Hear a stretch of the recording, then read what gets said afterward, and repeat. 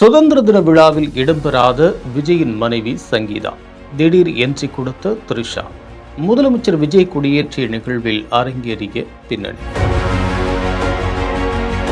எடப்பாடி கூட்டிய கூட்டத்தில் பின்னடைவு, பயிர்க்கடன் ஆர்ப்பாட்டத்தில் கலந்து கொண்ட அதிருப்தி அதிமுக நெட்வொர்க். கீழ்மட்ட போலீசுக்கு தொற்றிக்கொண்ட பயம், 3 மாதத்தில் 15% எகிரிய குற்றங்கள், கையை கட்டிய அரசு. இந்த அனைத்து சீக்கிரட்டையும் தான் இன்னைக்கு நம்ம மிஸ்டர் நரியால பார்க்க போறோம். வணக்கம், இது ஐஎன்டி பயம்.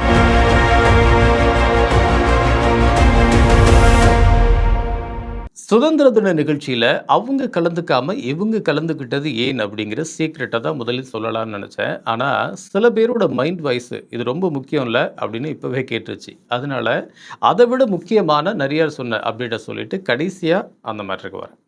அதுக்கு முன்னாடி, ஆவணி பிறந்ததும் உங்களோட பாக்கெட்டுக்கு வரப்போற அந்த பெரிய சிக்கல் என்ன அப்படிங்கிற சீக்ரெட் தான்.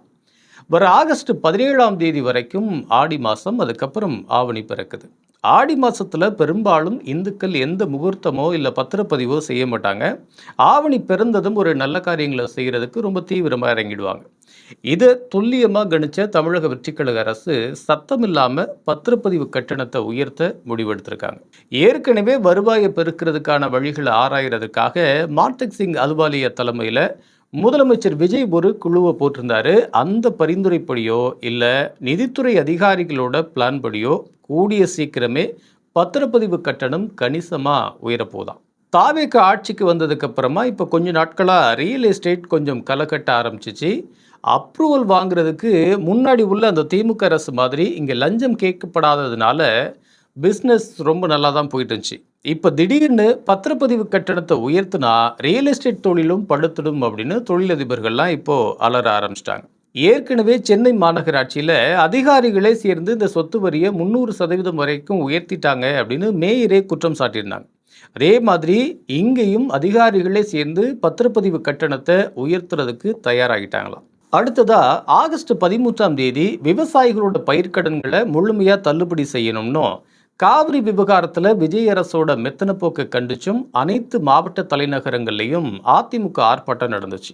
தஞ்சாவூரில் நடந்த அந்த ஆர்ப்பாட்டத்தில் அதிமுக பொதுச் செயலாளர் எடப்பாடி பழனிசாமியே நேரில் கலந்துக்கிட்டார். ஆனால் இந்த ஆர்ப்பாட்டத்தை அரசு தரப்பு ரொம்பவே உன்னிப்பாக கவனிச்சிருக்கு. எடப்பாடி கலந்துக்கிட்ட அந்த தஞ்சாவூர் ஆர்ப்பாட்டம் உட்பட பல மாவட்டங்களில் எதிர்பார்த்த அளவுக்கு கூட்டமே இல்லைங்கிறது தான் முதலமைச்சர் விஜய்க்கு போன அந்த ரகசிய உளவுத்துறை ரிப்போர்ட். கட்சியோட முக்கிய நிர்வாகிகள் பல பேர் ஏற்கனவே தாவேகவுக்கு போயிட்டாங்க. இப்போ இருக்கிற வேலுமணி, நத்தம் விஸ்வநாதன் போன்ற இந்த சீனியர்களும் எடப்பாடிக்கு எதிராக தான் இருக்காங்க. சமீபத்தில் நீக்கப்பட்டவங்களுக்கு பதிலாக எடப்பாடி நியமித்த அந்த புதிய மாவட்ட செயலாளர்களுக்கும் பயங்கர பொருளாதார நெருக்கடி, அந்த பிரச்சனைகள் இருக்கா. ஏற்கனவே தேர்தலுக்காக செஞ்ச செலவுக்கெல்லாம் வட்டி கட்டவே முடியல, இதில் இந்த செலவு வேறையா, அந்த கடன் பிரச்சனைக்கே தலைமை தரப்பில் ஏறெடுத்து கூட பார்க்கல, இதை செஞ்சால் மட்டும் என்னத்தை ஹெல்ப் பண்ணிட போகிறாங்க அப்படின்னு பழைய நபர்களும் இப்போ இருக்கிற புதிய நபர்களுக்கும் பொருளாதார நெருக்கடி இருக்கிறதுனால இதோட அதிருப்தியோட ரிசல்ட் தான் அவங்களால இந்த கூட்டத்தை கூட்ட முடியல அப்படின்னு எடப்பாடிக்கு இந்த தகவல் பறந்திருக்கான். அடுத்து காவல்துறை வட்டாரத்திலேருந்து கிடைச்ச ஒரு தகவலோட அப்டேட் தான். தாவேக ஆட்சிக்கு வந்த இந்த 3 மாதங்களில் திருட்டு வழிபறி சம்பவங்கள் முந்தைய ஆட்சியை விட 15% அதிகரிச்சிருக்கான்.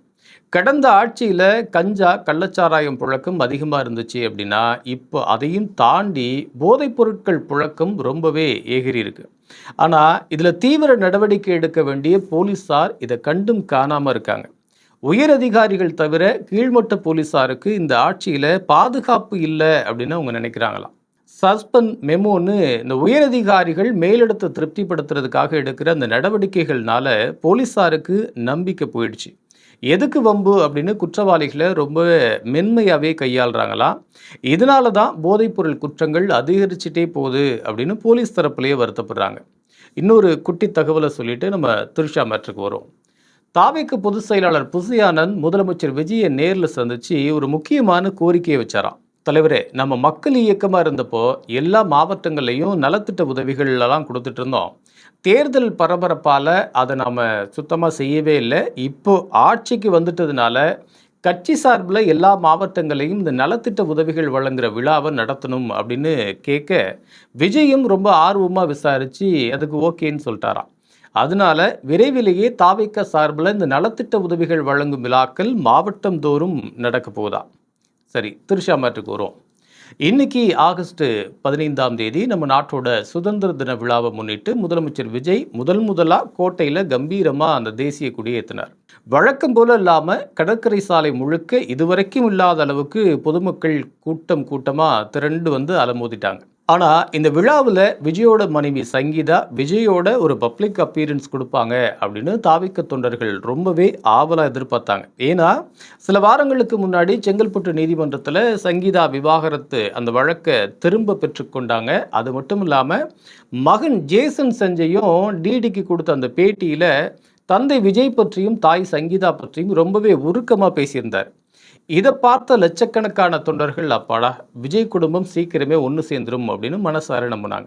அதனால தான் இந்த விழாவில் விஜயோட மனைவி சங்கீதா ஒரு பப்ளிக் அப்பீரன்ஸ் கொடுப்பாங்க அப்படின்னு தாவிக்க தொண்டர்கள்லாம் ரொம்ப ஆவலாக எதிர்பார்த்தாங்க.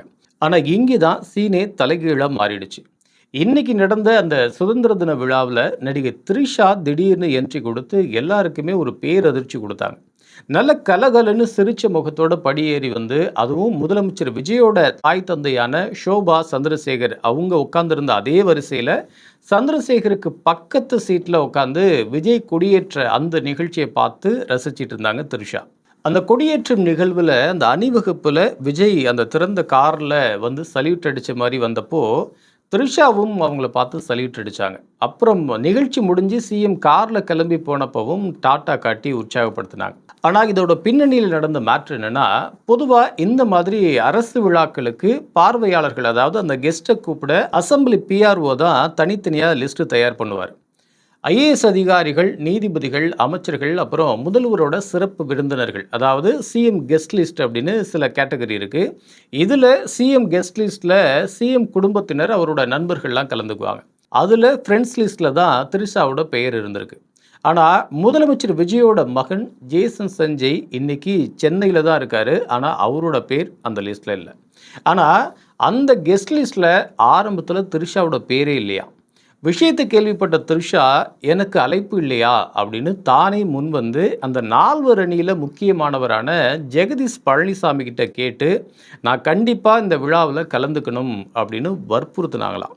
அதனால உடனே ஜெகதீஷ் பழனிசாமியும் முதலமைச்சர் விஜய் கிட்ட பேசி அவரை கன்வின்ஸ் பண்ணி த்ரிஷா பேரை அந்த லிஸ்ட்டில் சேர்த்துருக்காராம்.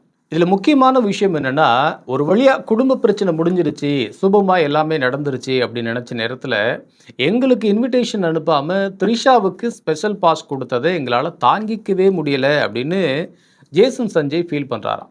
எங்களை இன்வைட் பண்ணாதது கூட பரவாயில்ல, இதுக்கெல்லாம் ஒரு முற்றுப்புள்ளி வச்சாச்சுன்னு நினச்சிருந்த நேரத்தில் த்ரிஷா இந்த நிகழ்ச்சியில் கலந்துக்கிட்டது ஜேசன் சஞ்சயை இன்னும் வருத்தப்பட வச்சிருக்கதா அவரோட வட்டாரங்களில் சொல்கிறாங்க. இன்னொரு பக்கம் இந்த நிகழ்வில் த்ரிஷா கலந்துக்கிட்டது விஜயோட அப்பா சந்திரசேகருக்கே கொஞ்சம் கூட விருப்பம் இல்லையாம். அதனால தான் த்ரிஷா வந்து பக்கத்தில் உட்கார்ந்ததுக்கு அப்புறமா கூட விஜய் முதல்வராக பதவி ஏற்றப்போ சந்திரசேகர் முகத்தில் இருந்த அந்த சந்தோஷமும் இந்த விழாவில் கொஞ்சம் கூட இல்லை. த்ரிஷா அவங்க குடும்பத்தை நோக்கி வர்றப்போ மட்டும் சின்னதாக ஒரு ஸ்மைல் பண்ணிவிட்டு அப்புறம் அவர் பெருசாக கண்டுக்கவே இல்லை. அதே மாதிரி விஜயோட மனைவி சங்கீதா வருவார்னு காத்திருந்த அந்த தொண்டர்களுக்கு இது ஒரு பெரும் ஏமாற்றமாக அமைய, சங்கீதா அண்ணி வராமல் போன வருத்தத்தை விட இங்கே த்ரிஷா வந்ததை தான் எங்களால் தாங்கிக்கவே முடியல அப்படின்னு விஜயோட தீவிர தொண்டர்கள் இரத்த கண்ணீர் வடிக்காத குறையாக புலம்பி தள்ளுறாங்களாம். இன்றைக்கி நிறையாருக்கிட்டேருந்து வந்த அத்தனை சீக்கிரட்டையும் உங்கள்கிட்ட ஷேர் பண்ணிட்டோம். இன்றைக்கி நிறையார் கொடுத்த இந்த அப்டேட் படி பார்த்தா, ஆவணி மாதம் பிறந்ததுமே பொதுமக்கள் தலையில் விழப்போகிற அந்த பத்திரப்பதிவு கட்டண உயர்வு தாவேக்க அரசுக்கு ஒரு பெரிய டேமேஜ் தருமா, இல்லை சில முறைகேடுகளை களைந்து நல்ல முன்னேற்றத்தை உருவாக்குமா? சுதந்திர தின விழாவில் குடும்பத்தினர் பங்கேற்காத சூழலில் த்ரிஷா கலந்து கொண்ட இந்த நிகழ்வு விஜய் குடும்பத்திலையும் தாவேக்க தொண்டர்கள் மத்தியிலையும் ஒரு புதிய விவாதத்தை கிளப்புமான்னு உங்களோட கருத்துக்களை கமெண்ட் பாக்ஸில் மறக்காமல் பதிவிடுங்க. அடுத்த நிறையா சீக்ரெட்டில் மீட் பண்ணுவோம்.